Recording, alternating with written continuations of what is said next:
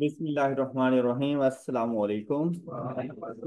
Previous lecture में हम लोगों ने बेसिक्स ऑफ अकाउंटिंग में सबसे पहले बुक कीपिंग एंड अकाउंटिंग को डिफरेंशिएट किया था।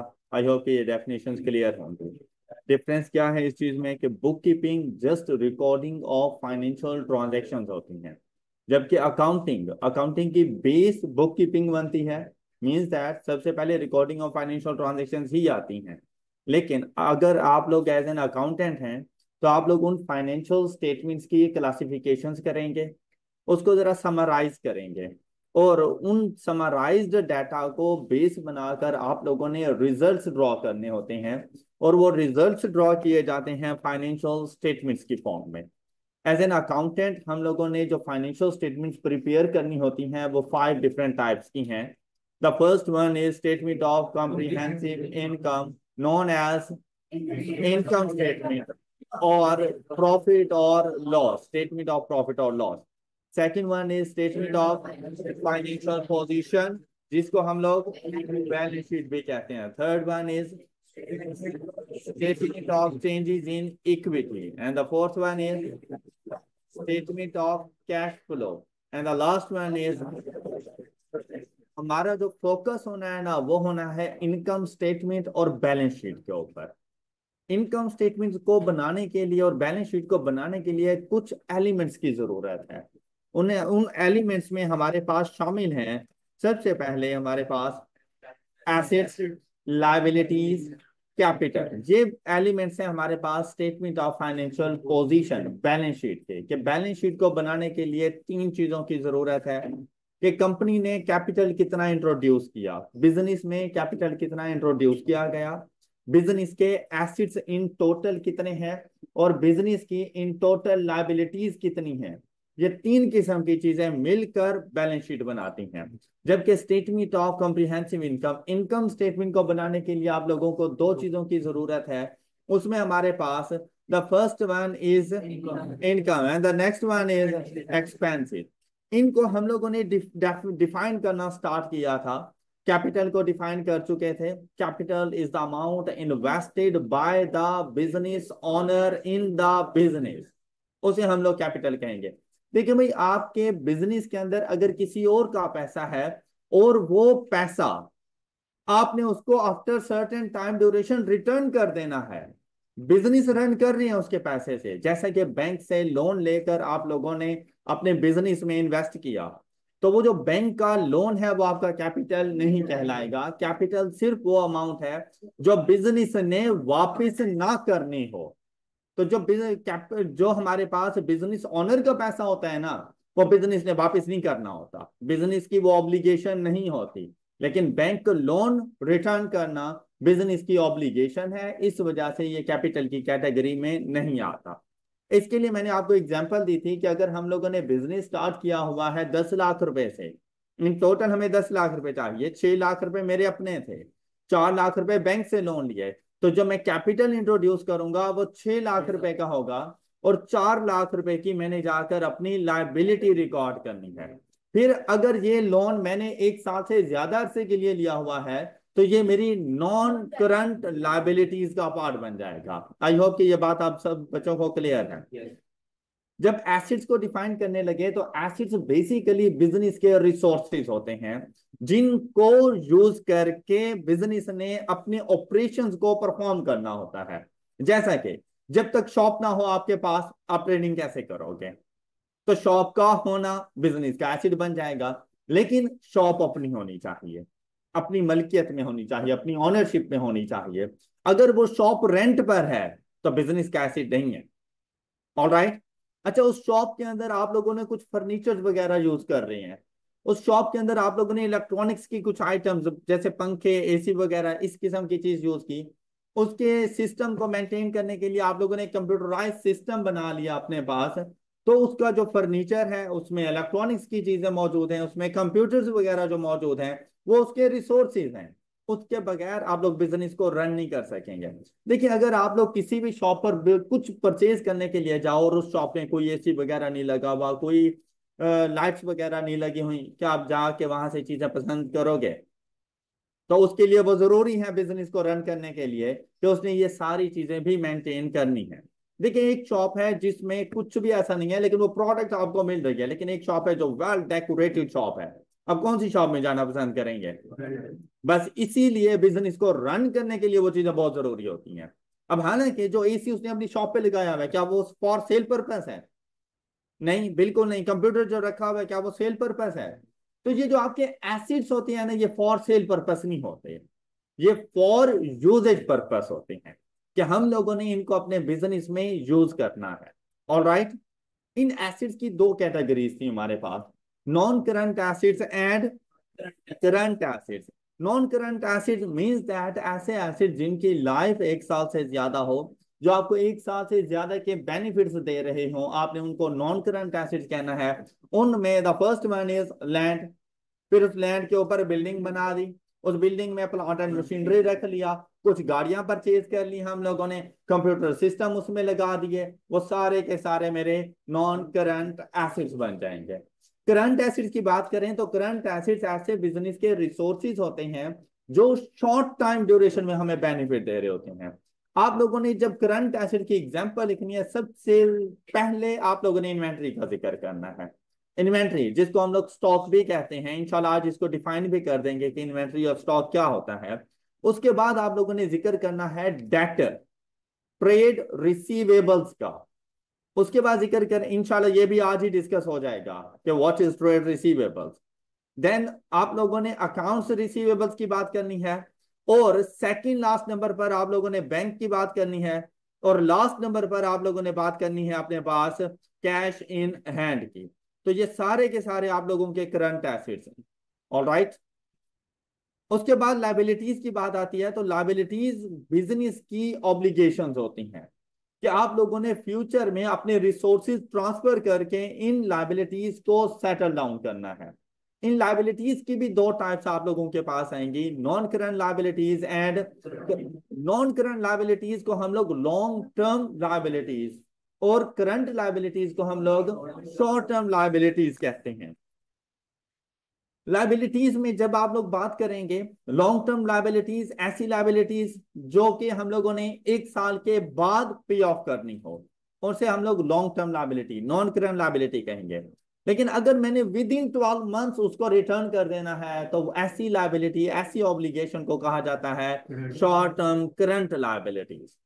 लॉन्ग टर्म लाइबिलिटी में आप लोगों के पास मोस्टली बैंक लोन्स आते हैं, या आप बैंक से नहीं कहीं और से लोन लें, लेकिन वो आपने 3 साल, 4 साल, 5 साल के बाद जाकर रिटर्न करना है, क्योंकि लॉन्ग टर्म लोन है आप लोगों के पास, वो नॉन करंट लाइबिलिटीज का पार्ट बन जाएगा। करंट लाइबिलिटीज में आपके शॉर्ट टर्म लोन है। शॉर्ट टर्म से मुराद जहां पर लेस देन 12 मंथ्स होता है, इवन कि अगर फॉर 10 मंथ्स भी है तो वो आप लोगों के पास करंट लाइबिलिटीज का पार्ट बन जाएगा। 11 मंथ्स भी है तो फॉर करंट लाइबिलिटीज हमारे पास ये रिकॉर्ड होगा। All right. इसके साथ आप लोगों ने लोन्स लिखने के बाद करंट लायबिलिटीज में आपने बतानी है अपने क्रेडिटर्स, जिसको हम लोग ट्रेड पेएबल्स भी कहते हैं। फिर बताएंगे अकाउंट पेएबल्स, या अगर आप लोगों के कोई एक्रूड एक्सपेंसेस वगैरह हैं तो आप उनकी बात करेंगे। एक्रूड एक्सपेंस, बाकी तो क्रेडिटर्स की आज आपको समझ आ जाएगी, लेकिन ये जो हमारे पास एक्रूड एक्सपेंस हैं, वैसे इसके लिए चैप्टर नंबर 4 है हमारे पास। लेकिन सिर्फ इतना बताता चलूं कि जैसे आपके घरों में इलेक्ट्रिसिटी बिल आता है ना, तो क्या हमारे बिजनेस का इलेक्ट्रिसिटी बिल नहीं आएगा? अच्छा, कब पे करते हैं हम लोग? मसलन अभी चल रहा है हमारे पास ये जुलाई का मंथ, इसके बाद अगस्त आने वाला है, और जुलाई मेरा ये एंड होने जा रहा है। तो जो जुलाई के मंथ का इलेक्ट्रिसिटी का बिल होगा वो मैं पे कब कर रहा हूंगा? अगस्त के मंथ में जाके पे कर रहा हूँ, अगस्त की 8th को, 10th को, 12th को, कुछ इस तरह से ड्यू डेट मिलती है। अगर मैं अगस्त में पे कर रहा हूं तो इट मींस दैट कि वो अगस्त का बिल है, नहीं कब का है? तो रिकॉर्ड भी तो जुलाई में होना चाहिए। जिस टाइम ड्यूरेशन का एक्सपेंस है, रिकॉर्ड भी तो उसी को होना चाहिए, उसी में होना चाहिए। क्या ख्याल है? रिकॉर्ड उसमें होना चाहिए, लेकिन क्या आपने पे किया उस टाइम तक? अब जैसे ही जुलाई का मंथ मेरा एंड हो जाना है, मेरे पास मेरा एक्सपेंस बन गया, मेरी लाइबिलिटी बन गई कि मैंने अपना ये जुलाई के मंथ का इलेक्ट्रिसिटी बिल पे करना है, लेकिन क्या मैंने पे किया? तो जब तक पे नहीं करूंगा वो एक्रूड एक्सपेंस है। एक्रूड से मुराद होता है पेएबल। एक्सपेंसेस ऐसे एक्सपेंसेस जो आप इनकर्ड कर चुके हो लेकिन अभी तक पे नहीं किए, उनको कहा जाता है एक्रूड एक्सपेंस। Got it? मतलब जैसे आपकी कॉलेज की फी है, आप सर्विसेज ले चुके हो लेकिन अभी तक फी पे नहीं की, वो एक्रूड फी बन जाएगी आप लोगों की। बात क्लियर हो गई? कोई भी ऐसा एक्सपेंस, जैसे आप लोगों की शॉप रेंट पर है, वैसे तो आप लोग देखो कि रेंट हम लोगों ने इन एडवांस पे करना होता है। आप लोग अगर हॉस्टल में भी रहते हो तो आप लोग एडवांस में पहले रेंट पे करते हो, उसके बाद आप उस मंथ के लिए उधर रहोगे। M I right?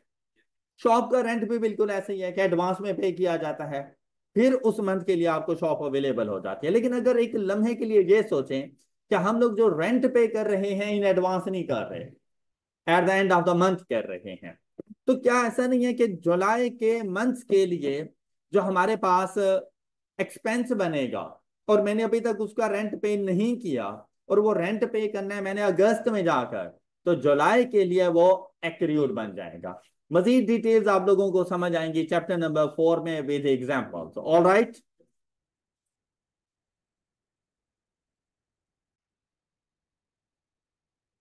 I hope के लाइबिलिटीज अच्छे से रिवाइज हो गई हैं।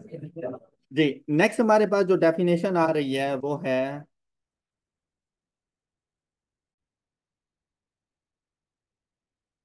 परचेजेस। अब देखिए, आप लोगों ने भी जिंदगी में परचेजेस की हुई हैं, मतलब शॉपिंग की हुई है। तो जब शॉपिंग करने जाते हो तो बेसिकली आप चीजें परचेज ही कर रहे होते हो। देखो, आप लोग शर्ट परचेज करने जाओ, आप यही कहते हो कि मैंने परचेज की है शर्ट। अगर आप लोग बाय करो, आप लोग शू बाय करो, आप लोग कहते हैं कि आप लोगों ने परचेजेस की हैं। आप लोग बुक्स बाय करो, आप लोग कहते हैं कि मैंने परचेजेस की हैं, ये चीज मैंने परचेज की है। एम आई राइट? मतलब आप लोग क्या कह रहे होते हैं कि कोई भी ऐसी चीज है जो मैं बाजार से मार्केट से लेकर आऊं और उसके अगेंस्ट पेमेंट कर दूं, कॉन्सिडरेशन कोई ना कोई पे कर दूं, तो आप लोग कहती हैं आपकी परचेजेस हो गई। बिजनेस ऐसे नहीं कहता। बिजनेस कहता है कि भाई मैंने परचेजेस को थोड़ा सा डिस्टिंग्विश करना है। डिस्टिंग्विश कहा कि आपने सबसे पहले ये चीज देखनी है कि आप बिजनेस किस चीज में कर रहे हैं, आपका बिजनेस क्या है। हमने कहा कि हम अभी फिलहाल के लिए ट्रेडिंग करेंगे, तो ट्रेडिंग किस चीज में कर रहे हो। अब अगर आप लोग ट्रेडिंग कर रहे हैं, सपोज आपकी एक बुक शॉप है, तो लाजिम बात है आप बुक्स की सेल एंड परचेज करेंगे या उसमें थोड़े बहुत कुछ स्टेशनरी आइटम्स वगैरह मौजूद होंगे। तो अगर आप लोग मार्केट में जाएं और वो स्टेशनरी आइटम और वो बुक्स परचेज करके ले आए, बाय करें फॉर सेल पर्पस, ना कि फॉर यूजेज पर्पस, तो अकाउंटिंग कहती है कि ये आपकी परचेजेस है। हमने परचेजेस देखनी होती है बिजनेस की, बिजनेस ऑनर की नहीं, बिजनेस की। बिजनेस क्यों परचेज करेगा कोई चीज? दूसरों को सेल करने के लिए। बिजनेस ने कोई चीज क्यों परचेज करनी है? To sell others, to sell customers, to earn profit. तो ऐसी कोई भी गुड्स, अब यहां पर जो वर्ड गुड्स आता है ना, इससे मुराद सिर्फ वो वाली चीजें हैं जिनमें हम लोग ट्रेडिंग कर रहे हैं। मे भी इकोनॉमिक्स में भी आपने गुड्स की डेफिनेशन देखी हो, पढ़ ली थी।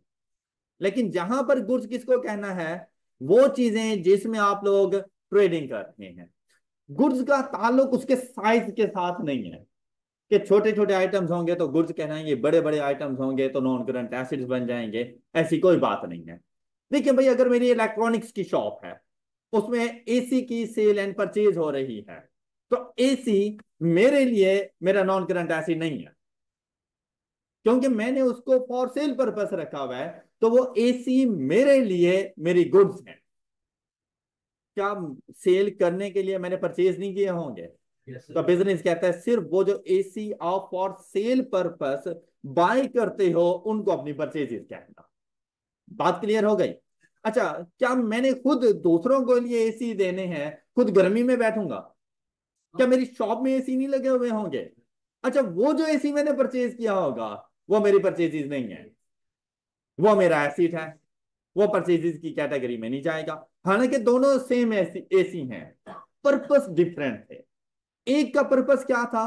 फॉर यूजेज, जो मेरी शॉप में लगा हुआ है, जो मैं खुद यूज कर रहा हूं। एक का पर्पस क्या है? फॉर यूजेज, वो आपके परचेजेस में काउंट नहीं होता। और दूसरे के एसी का क्या पर्पस है?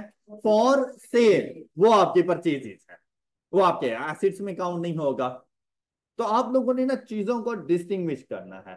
इसी तरह से भाई, अगर बुक शॉप वाला बुक्स लेकर आता है फॉर सेल पर्पस, तो वो बुक्स की खरीदारी, बुक्स का बाय करना, वो उसकी परचेजेस कहलाएगा।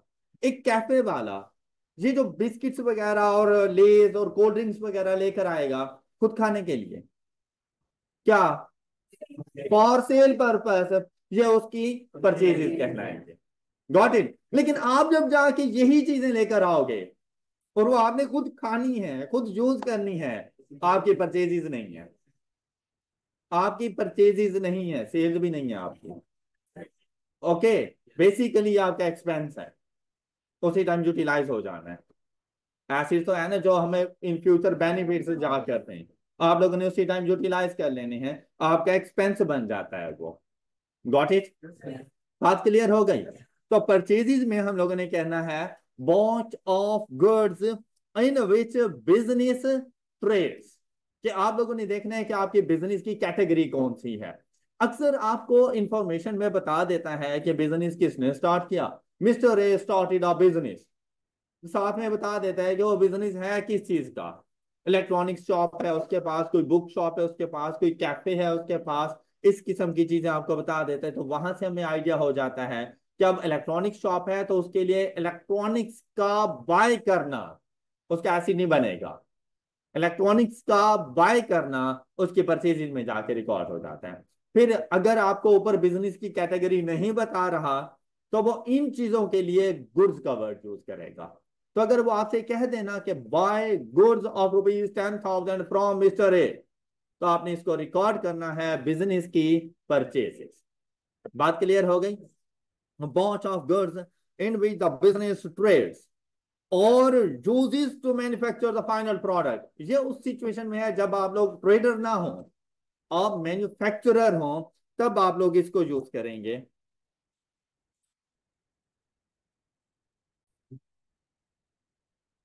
मैन्युफैक्चरिंग बिजनेस होगा तो आप लोग फाइनल प्रोडक्ट्स नहीं जाके परचेज करते, आप लोगों ने उस फाइनल प्रोडक्ट को खुद से बनाना है।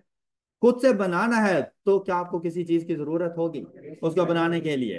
होगी। वो फाइनल प्रोडक्ट कैसे बन जाएगी विदाउट रॉ मटेरियल? मैं कहूँ कि मुझे चाय बना कर दो, क्या उसके लिए दूध और पत्ती का होना जरूरी नहीं है? तो ये उसका रॉ मटेरियल है। क्या वो परचेज करने नहीं जाओगे? तो वो परचेज ही। ओके। अगर वो आगे किसी को सेल करने के लिए है फाइनल प्रोडक्ट, अगर आगे किसी को से, जैसे होटल वाला, एक चाय का होटल वाला है, तो उसने तो चाय आगे सेल करनी है, तो वो जो दूध और पत्ती चीनी वगैरह परचेज करके लाता है ना, उसकी परचेजेज हैं। लेकिन जो आप अपने घर के लिए लेकर आते हो आपकी परचेजेज नहीं है, आप लोगों का एक्सपेंस है, आप लोगों ने यूटिलाइज कर लेना है। तो यहां पर ना चीजों की सिलेक्शन करनी पड़ती है। एक ही चीज मेरे लिए एक डिफरेंट अकाउंटिंग ट्रीटमेंट होगी, आपके लिए डिफरेंट अकाउंटिंग ट्रीटमेंट है, और यहां पर रेसिप्रोकल इफेक्ट होते हैं। देखिए भाई, अगर मेरी तरफ से परचेजेस है ना, तो जरूरी नहीं आपकी तरफ से भी परचेजेस हो। मेरी तरफ से सेल्स हैं तो आपकी तरफ से सेल्स नहीं होंगी। मेरे पास कैश का इनफ्लो होगा तो आपके पास इनफ्लो नहीं होगा। क्या, क्या अगर हम लोग आपस में रिलेशनशिप हो कि ये परचेजेस मैंने किससे की होंगी, अगर मैं बिजनेस हूं, मैंने परचेजेस किससे की होंगी? अपने सप्लायर से। परचेजेस जो की जाती हैं वो ऑलवेज फ्रॉम द सप्लायर्स। मैंने अपने सप्लायर से परचेजेस की होंगी। परचेजेस से मुराद होता है गुड्स का लेना, और उसके अगेंस्ट मैंने कंसिडरेशन में उनको पेमेंट की होगी। All right. और मेरी तरफ से जब मैंने परचेजेस की होंगी, कैश का आउटफ्लो हुआ होगा, क्या वो भी उसको अपनी परचेजेस रिकॉर्ड करें? मेरा सप्लायर भी तो अपनी अकाउंटिंग करेगा ना, वो भी तो एक बिजनेस है, क्या वो सेम ट्रांजैक्शन को अपनी परचेजेस रिकॉर्ड करेगा? नहीं, उसकी तरफ से सेल्स है, उसकी तरफ से सेल्स, मेरी तरफ से परचेजेस, ट्रांजैक्शन एक ही है। अच्छा, मेरी तरफ से कैश का आउटफ्लो हुआ और उसकी तरफ से कैश का इनफ्लो, उसको पैसे रिसीव हुए हैं, मैंने गुड्स रिसीव की, उसने गुड्स डिलीवर की हैं। तो आपने ये बात जरूर देखनी है कि आप अकाउंटिंग किसकी कर रहे हैं। इसी तरह से अक्सर बच्चे इस बात में कंफ्यूज हो जाते हैं कि जब हम लोग कहते हैं ना कि started business with ₹100,000, of course started business है तो बाय द बिजनेस ओनर है, ये बिजनेस ऑनर ने कैपिटल इंट्रोड्यूस करवाया बिजनेस के अंदर 1 लाख रुपए का, तो जब इसकी रिकॉर्डिंग करने लगते हैं ना, तो बेसिकली ये कैपिटल के तौर पे रिकॉर्ड होगा। लेकिन मुझे बताएं कि कैश का इनफ्लो है या आउटफ्लो है? ये बात तो क्लियर है ना कि ये कैपिटल है, कि बिजनेस ऑनर अगर बिजनेस में इन्वेस्टमेंट करता है इज नोन एज। लेकिन मुझे ये बताओ कि कैश का इनफ्लो है या आउटफ्लो है? आउटफ्लो है। क्या बिजनेस के पास पैसा आया नहीं है? तो आप बिजनेस ऑनर को क्यों देख रहे हो? क्या आप लोग अकाउंटिंग बिजनेस ऑनर की कर रहे हो?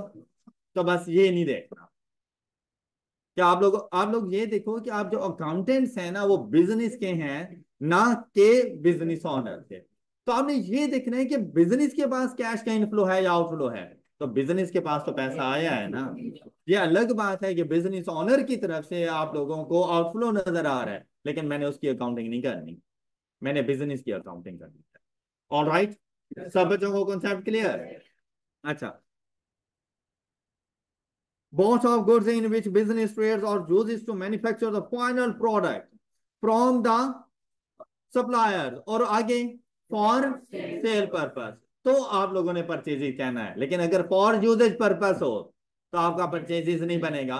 फिर आपने ये देखना है कि अगर वो आपने कोई अपना नॉन करंट एसिड परचेज किया, जैसे बॉट ऑफ व्हीकल्स, व्हीकल के लिए भी वो सप्लायर ही होता है जिसे जाके मैंने परचेजेज करनी होती है, लेकिन क्या वो फॉर सेल पर्पस है? नहीं, वो फॉर यूजेज पर्पस है। तो आप लोगों का बन जाना है वो एसेट्स। ओके, इसी तरह से अगर मैंने कोई इलेक्ट्रिसिटी बिल पे किया तो वो एक्सपेंसेस की कैटेगरी में चला जाएगा। बात क्लियर है? आई हो गुड, शाबाश। अब ये जो परचेजेस करनी होती हैं, इवन कि आप लोग अपनी प्रैक्टिकल लाइफ में भी देखो कि आप लोग कोई चीज परचेज करने के लिए जाते हो, क्या हर टाइम आप उसकी पेमेंट फौरन देकर आते हो, या कहीं पे उधार भी कर लेते हो? तो हो जाता है, उधार भी हो जाता है। मतलब आप लोग देखो, अब आप लोगों के घर के बाहर जो शॉपकीपर्स वगैरह मौजूद हैं, जिनसे आपके कुछ ना कुछ ग्रोसरी आइटम्स वगैरह आते रहते हो, या कुछ ऐसी शॉप्स होती हैं जहां पर आप लोगों का जरा लेन देन चल रहा हो, इवन कि आप लोगों ने कोई कपड़े वगैरह भी परचेज करने हो तो उधार पे करके आ जाते हो। उधार चल रहा होता है। उधार से क्या मुराद होता है कि आज हमें गुड्स दे दो फिर हम और हमें भूल जाओ, यही मतलब है? क्या मतलब होता है उधार का? क्या भाई आज हमें गुड्स दे दो, अभी मेरे पास पैसे नहीं है, लेकिन मैं इन फ्यूचर आपको पे कर दूंगा। Got it? कितना फ्यूचर? 3 साल बाद? चले 2 साल कर लेते हैं। कितना? मतलब 10 दिन, 15 दिन, 1 मंथ, इससे ज्यादा नहीं होता। ऐसा ही है ना? तो ऐसा नहीं है जैसे शॉर्ट टर्म हो, शॉर्ट टर्म के लिए आएगा। अच्छा देखें, आपकी परचेजेज दो तरह की हैं, cash purchases and credit purchases. Cash purchases का मुराद होता है नकद परचेज करना, नकद खरीदारी। मतलब आप गए मार्केट में, आपने चीजें पसंद की, फौरन पेमेंट की और वापसी आ गए, इसे कहा जाता है कैश परचेजेज।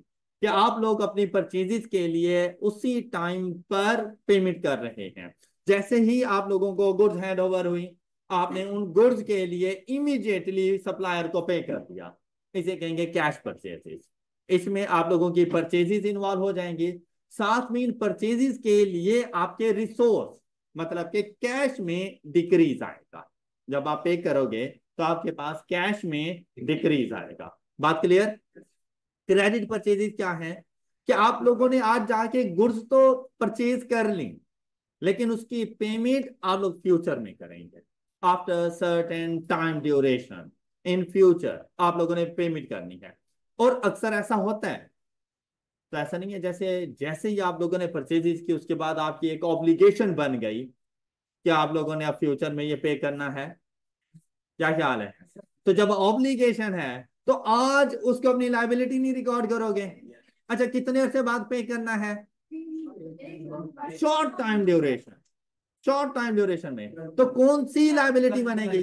करंट लाइबिलिटी बनेगी। अब क्वेश्चन ये आता है कि करंट लाइबिलिटी को रिकॉर्ड कौन से नाम से करूं, मतलब ये मेरी कौन सी लाइबिलिटी है, इसको किस नाम से रिकॉर्ड किया जाए? तो आप ये देखें, ऐसा सप्लायर, देखो सप्लायर दोनों ही है, कैश वाला भी जिससे मैंने कैश परचेजेज की वो भी मेरा सप्लायर है, जिससे मैंने क्रेडिट परचेजेज की वो भी मेरा सप्लायर है।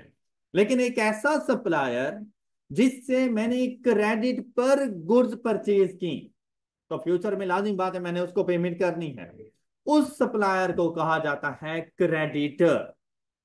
उसको क्या कहते हैं? क्रेडिटर या ट्रेड पेएबल। अब देखो, ट्रेड पेएबल मींस दैट कि जो गुड्स मैंने उसे परचेज की थी वो किस पर्पस के लिए थी?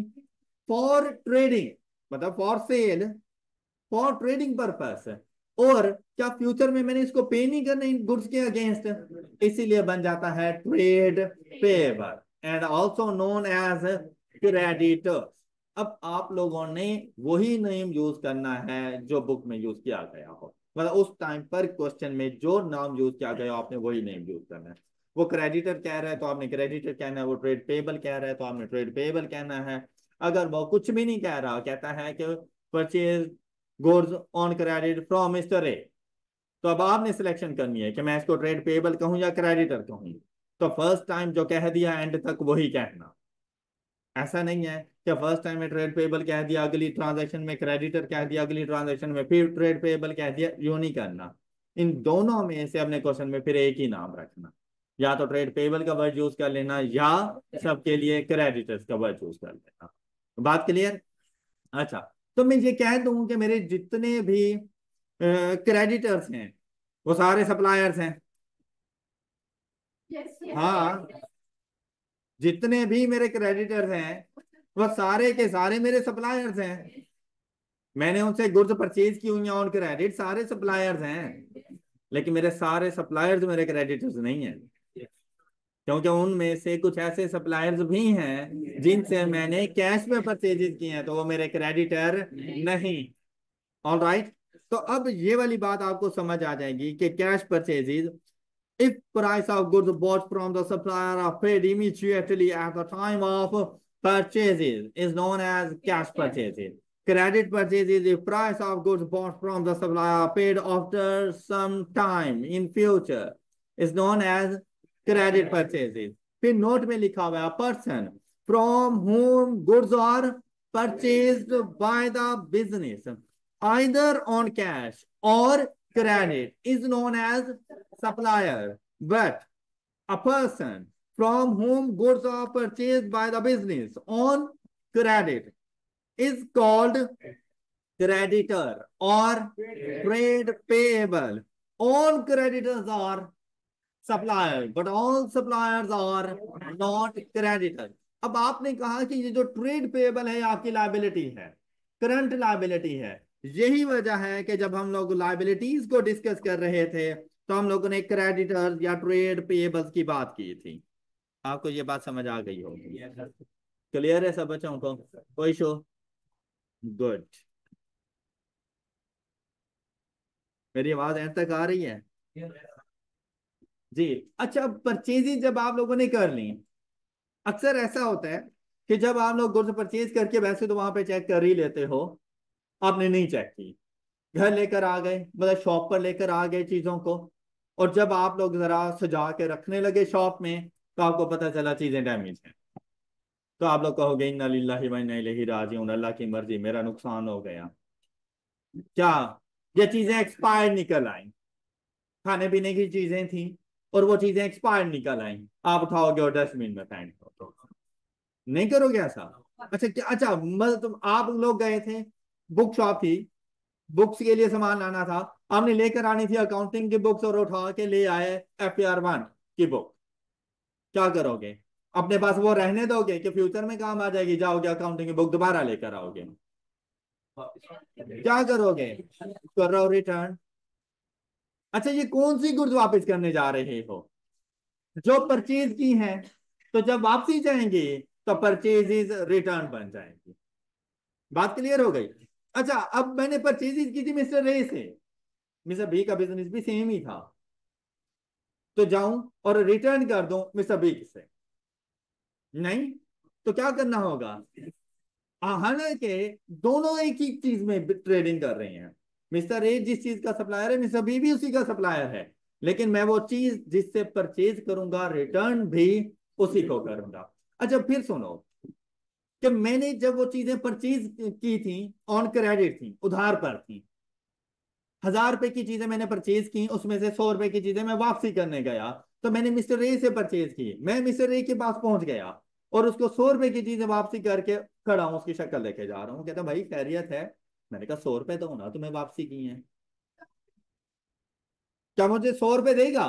क्यों, क्या कहेगा कि भाई उधार पे खरीदी थी तो कहां से दूं?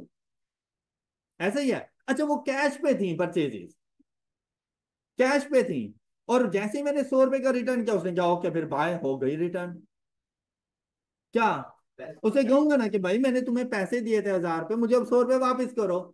तो आपकी ओरिजिनल ट्रांजैक्शन जिस सिचुएशन में होती है ना, रिवर्स उसी में हो। मतलब अगर आपकी कैश परचेजेस थी तो उनका रिटर्न भी कैश पे जाएगा, अगर आपकी क्रेडिट परचेजेस थी तो रिटर्न भी ऑन क्रेडिट होगा। बात क्लियर हो गई? और जिससे परचेजेस की थी, रिटर्न उसी को जाते हो। क्लियर हो गया? अच्छा अब देखें purchases return, return of goods to supplier by the for any reason, वो कुछ भी हो सकता है, वो डैमेज हो सकती है, वो स्पेसिफिकेशंस के अगेंस्ट आ सकती है गुड्स, कि मतलब आपने कुछ और डिमांड किया था, उसने कुछ और गुड्स आपके पास भिजवा दी हैं, एक्सपायर्ड गुड्स हो सकती हैं, कुछ भी रीजन हो सकती है जिसकी वजह से आपने वो गुड्स वापस कर दी। मतलब आप ये देखो कि आपको अकाउंटिंग की बुक चाहिए थी, आप बुक शॉप वाले के पास गए, आपने अकाउंटिंग की बुक परचेज की, यहाँ आकर देखा तो उसमें कुछ मिस प्रिंटिंग थी। अब हालांकि अकॉर्डिंग टू सिचुएशन भी थी, सब कुछ बिल्कुल सही था, लेकिन क्या वो बुक अपने पास रखोगे? उसके कुछ पेजेस ही मिस प्रिंट है, कुछ में है ही नहीं कुछ लिखा होगा, रिटर्न करोगे ना? तो आप लोग जाके रिटर्न, ये एक रीजन है हमारे पास रिटर्न करने की। तो रिटर्न करने की कुछ भी रीजन हो सकती हैं आप लोगों के पास, लेकिन अगर आप लोग गुड्स परचेज करके लाए और वो जाके वापस करते हो अपने सप्लायर को, तो इसको हम लोग रिकॉर्ड करेंगे purchases return. Means that purchases को लेस ना करना थी, परचेजेस जैसे आई थी 1000 रुपए की वो वैसी की वैसी रहने देना, 1000 रुपीज की। परचेजेस रिटर्न 100 रुपए की जाकर रिकॉर्ड कर देना।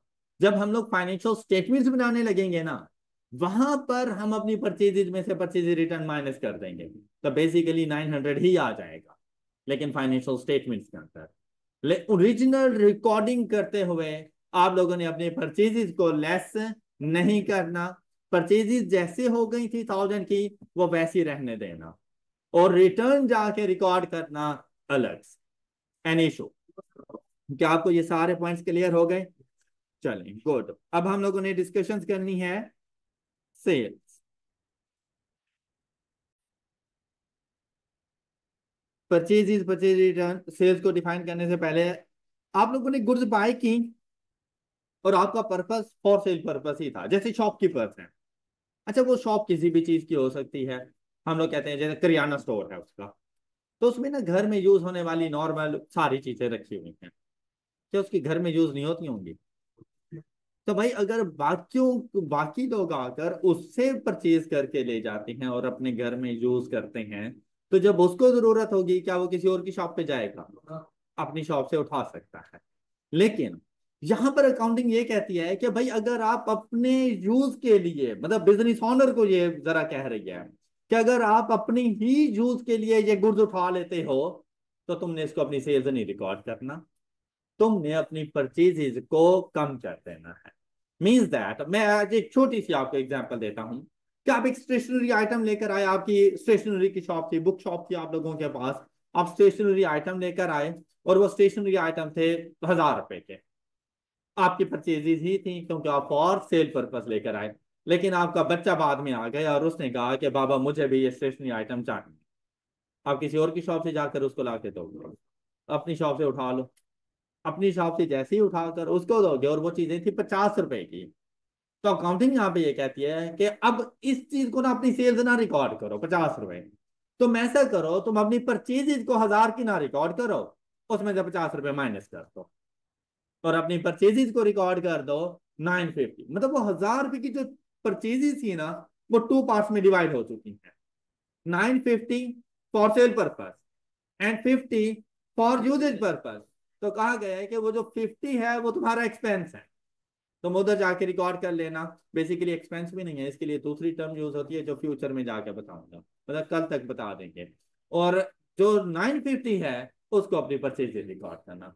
अब अगर आप लोग पहले ही अपनी परचेज 1000 रुपए की रिकॉर्ड कर चुके हो तो आप क्या करोगे, 50 रुपए से अपनी परचेजेस लेस कर देना, उतना सामान जितना आपने अपने यूजेस के लिए लिया है।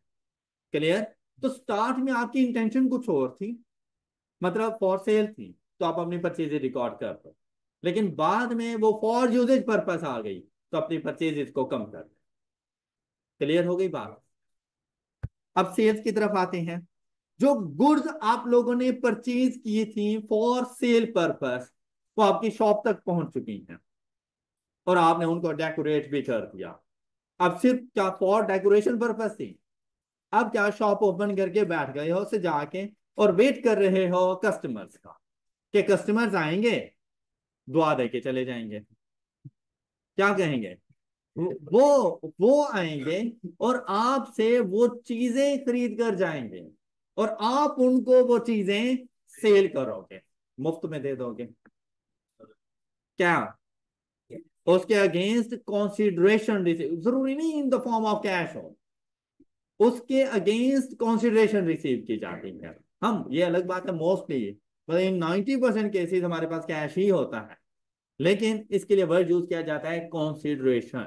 मतलब लेन देन जब हम लोग कर रहे होते हैं ना, तो ये लेन देन कॉन्सिडरेशन कहलाता है कि किसी चीज के अगेंस्ट कोई चीज आप खुद भी रिसीव कर रहे हो। जैसे आपने हमें पे की, हम आपको सर्विसेज दे रहे हैं, ये कॉन्सिडरेशन है कि हम लोग अगर आपको सर्विसेज दे रहे हैं तो किस चीज के अगेंस्ट, क्योंकि आप लोगों ने फी पे की है। आप मुझसे सर्विसेज ये ले रहे हो टीचिंग की, तो क्यों? इसकी कॉन्सिडरेशन, आपने पैसे पे किए हुए हैं। तो यहां पर सेल से क्या मुराद होता है कि आप जिस चीज में ट्रेडिंग कर रहे हैं वो गुड्स आप लोगों ने अब जो सेल करोगे तो किसको करोगे? जिससे चीजें ली थी उसको? नहीं, किसको? कस्टमर्स को। हमेशा याद रखना कि परचेजेस की जाती हैं फ्रॉम सप्लायर और सेल्स की जाती हैं टू कस्टमर्स।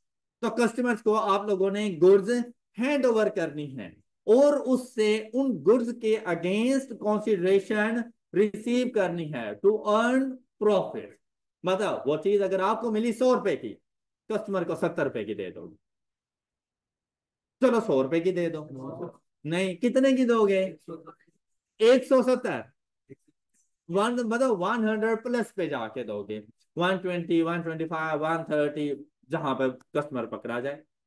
ओके, तो वो जो एक्स्ट्रा अमाउंट होती है ना वो आपका प्रॉफिट बन जाता है। क्लियर हो गई बात? अच्छा देखें, delivery of goods by the business for some consideration. Delivery of goods by the business to the customers for some consideration is known as sales, और सेल्स को कहा जाता है रेवेन्यू। सेल्स के लिए जो दूसरी टर्म यूज की जाती है वो है रेवेन्यू। अच्छा, जो रेवेन्यू है ना ये हर जगह यूज हो जाता है, मतलब चाहे जो मर्जी आपका बिजनेस, आप सर्विसेज प्रोवाइडर हैं, आप मैन्युफैक्चरर हैं, आप ट्रेडर हैं, आप रेवेन्यू का वर्ड यूज कर सकते हैं। ऑलराइट, लेकिन सेल का वर्ड हर कोई नहीं यूज कर सकता। अब जैसा कि आप लोगों ने हमें कंसिडरेशन दी फॉर सर्विसेज, मैं क्या कहूं, मेरी सेल्स हुई है? नहीं, मेरा रेवेन्यू हुआ है। ऑलराइट, लेकिन आप एक कैफे शॉप वाले के पास गए, उससे आप लोगों ने कुछ चीजें खाने पीने की ली, वो इसके लिए अपना रेवेन्यू का वर्ड भी यूज कर सकता है और सेल्स का भी। मतलब जहां पर गुड्स इन्वॉल्व हो जाए ना वहां पे सेल्स का वर्ड यूज हो सकता है, लेकिन जहां पर सर्विसेज इन्वॉल्व हो जाए सेल्स का वर्ड नहीं यूज होता, सिर्फ रेवेन्यू का वर्ड यूज होता है। कैफे शॉप वाला कोई शॉपकीपर अपना रेवेन्यू का वर्ड भी उसके लिए यूज कर सकता है और सेल्स का भी, लेकिन सर्विस प्रोवाइडर सिर्फ और सिर्फ रेवेन्यू का वर्ड यूज करेगा। बात क्लियर? अच्छा, जब आप किसी शॉप पे जाते हैं ना तो आप उसके कस्टमर्स होते हैं। जब आप किसी शॉप पर जाते हैं ना आप उसके कस्टमर्स होते हैं और उस शॉप ने, उस बिजनेस ने आपसे अपना रेवेन्यू अर्न करना है, मतलब आपसे ही कमाना है ना उसने, रेवेन्यू अर्न करना है उसने। लेकिन क्या आप मेरे कस्टमर्स हैं? आपने मुझे भी तो कंसिडरेशन पे की है ना, आप हमसे सर्विसेज ले रहे हैं टीचिंग की, लेकिन क्या आप मेरे कस्टमर्स हैं? नहीं, आप मेरे कस्टमर्स नहीं हैं। हमारे लिए आप हमारे स्टूडेंट्स हैं। लेकिन अगर आप एक डॉक्टर के पास जाएं, सर्विसेज तो उससे भी ले रहे हैं आप, लेकिन क्या उसके फिर स्टूडेंट्स हैं? नहीं, उसके लिए आप उसके पेशेंट्स हैं। कस्टमर्स उसके लिए भी नहीं है। वो भी ये नहीं कहेगा कि बाहर मेरे कस्टमर्स आए हुए हैं, वो कहेगा मेरे पेशेंट्स आए हुए हैं। लेकिन अगर आप लोग किसी वकील के पास चले जाते हैं, वो क्या कहेगा? मेरे बाहर पेशेंट्स आए हुए हैं, स्टूडेंट्स आए हुए हैं। वो कहेगा मेरे क्लाइंट्स आए हुए हैं। तो ये नेम चेंज हो जाता है, लेकिन आप जो पैसे हमें दोगे ना, वो रेवेन्यू ही रहेगा। ओके। आप हमारे लिए हमारे कस्टमर्स बन जाओ, आप हमारे लिए हमारे स्टूडेंट्स बन जाओ, आप पेशेंट बन जाओ, आप क्लाइंट्स बन जाओ, लेकिन जो पैसे आप हमें दे रहे हो ना, वो हमारा रेवेन्यू। बात क्लियर हो गई सब बच्चों को? अच्छा। परचेजेस की तरह से हमारे पास जो सेल्स होती है ना, ये सेल्स भी दो तरह की हैं, cash sales and credit sales. Cash sales से क्या मुराद है कि आपके कस्टमर ने इमीडिएटली आपको उन गुड्स के अगेंस्ट पेमेंट कर दी, तो ये कैश सेल्स बन जाएगा। क्रेडिट सेल्स क्या होगी कि आपका एक कस्टमर ने आपको जो गुड्स आपने उसको हैंड ओवर की हैं, उनके against payment after certain time duration करेगा, तो क्या कहलाएंगी? Credit sales. यहां देखें, cash sales, if goods are delivered to customers by the business and customer will pay the price of the goods immediately is known as cash sales. And if goods are delivered to customers by the business and customer will pay the price of the goods in future is known as credit sale. अच्छा, ये जरूरी नहीं है कि कोई भी transaction है या तो वो सिर्फ कैश पर होगी या सिर्फ क्रेडिट पर होगी, ये जरूरी नहीं है। ये पार्ट ट्रांजैक्शन भी हो सकती है। आप लोग अक्सर देखें, आप कोई चीज परचेज करने के लिए जाते हैं, आप लोगों ने 1,000 रुपए की गुड्स परचेज की, उसके लिए 400 रुपए आपने दे दिए, 600 रुपए बकाया है। कौन सी ट्रांजेक्शन है, कैश या क्रेडिट? क्यों? कैश मैंने 400 रुपये भी तो दिया है। पार्ट ट्रांजेक्शन है, मतलब इसमें कैश एंड क्रेडिट दोनों शामिल है। कैश, अब कैश वाला पोर्शन कैश के तौर पे रिकॉर्ड होगा और क्रेडिट वाला पोर्शन क्रेडिट के तौर पे रिकॉर्ड होना है। क्लियर? जरूरी नहीं कि कंप्लीट ट्रांजैक्शन या तो सिर्फ कैश में हो या सिर्फ क्रेडिट पर हो, ये जरूरी नहीं होता। ये पार्ट ट्रांजैक्शन भी हो सकती है कि कुछ कैश इन्वॉल्व कर दिया है और रिमेनिंग अमाउंट ऑन क्रेडिट, तो आप लोगों ने दोनों को अलग अलग रिकॉर्ड करते हैं कि कैश वाले पोर्शन को अलग कर दो और क्रेडिट वाले पोर्शन को अलग कर देना आप लोग। All right, an issue. अच्छा, सेल्स किसको कर रहे हो? कैश वाला होगा तभी आपका कस्टमर। यहां पर अभी हम लोग बात कर रहे हैं आपके, आप लोग गुड्स में डील कर रहे हो, तो इस वजह से हम लोगों ने कस्टमर्स का वर्ड यूज किया है। आप लोग कैश सेल्स करोगे तभी कस्टमर, लेकिन अगर कोई आपसे उधार पे लेकर जाए, क्या वो भी आपका कस्टमर नहीं है? तो भाई आप चाहे कैश पे सेल्स करें, चाहे आप लोग क्रेडिट पे सेल्स करें, उस पर्सन को जिसको आप गुड्स हैंड ओवर कर रहे हो, वो आपका कस्टमर है। Got it? लेकिन ऐसे कस्टमर्स जिनको आप लोगों ने on credit goods hand over की, तो ऐसा नहीं है जैसे फ्यूचर में आपने उनसे अमाउंट रिसीव करनी है उन गुड्स के अगेंस्ट, फ्यूचर में आपने उनसे अमाउंट तो जब रिसीव करनी है, तो ऐसा नहीं है जैसे फ्यूचर में जब वो आपको पैसे देंगे तो एक ऐसा रिसोर्स है जो फ्यूचर में आपको बेनिफिट दे जाएगा। तो अगर कोई ऐसा रिसोर्स जो फ्यूचर में बेनिफिट दे, हम अकाउंटिंग की टर्म में उसको क्या कहते हैं? एसेट। ऐसा रिसोर्स जो फ्यूचर में आपको बेनिफिट दे जाए, अकाउंटिंग की टर्म में उसको क्या कहा जाता है? एसेट। कौन सा asset? Current asset. Current asset. क्या मैं जब तो अपने कस्टमर को गुड सेल करूंगा, उसे कहूंगा जाओ go and kill the wave, 5 साल बाद वापसी करना? क्या? मैक्सिमम 15 दिन दे दूंगा, 1 महीना दे दूंगा बस। मेरा रिसीवेबल है, रिसीवेबल है तो मेरा एसेट है, लेकिन करंट एसेट्स है। अब इस रिसीवेबल का नाम क्या होगा? मैंने इसके साथ ट्रेडिंग की है, तो मैं इसको क्या कहूंगा? ट्रेड रिसीवेबल्स या डेटर्स। डेटर्स, डेप्टर्स नहीं पढ़ना, डेटर्स, बी को साइलेंट रखना है, डेटर्स या ट्रेड। यही वजह थी कि जब हम लोग करंट एसिड्स की डेफिनेशन देख रहे थे तो वहां पर हमें वर्ड नजर आया था, और अब आपको ये बात समझ आ गई होगी कि ये करंट एसिड्स में क्या कर रहे हैं और ये खुद है क्या। बात क्लियर है सब बच्चों को? Any question? अच्छा, अब आप लोगों ने ये सेल्स वगैरह को पढ़ लेना, ये सारा हमने बता दिया। बिल्कुल वैसे ही all debtors are customers, but all customers are not debtors.